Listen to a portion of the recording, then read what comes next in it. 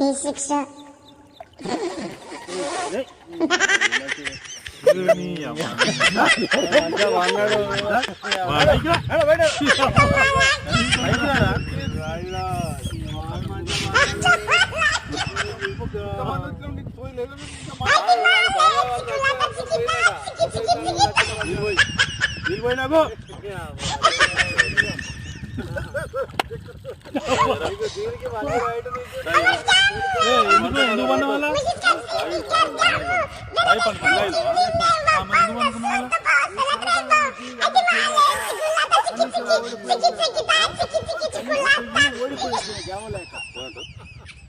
పది రోజుల నుంచి గణేట్ చేత నాతో గట్టించి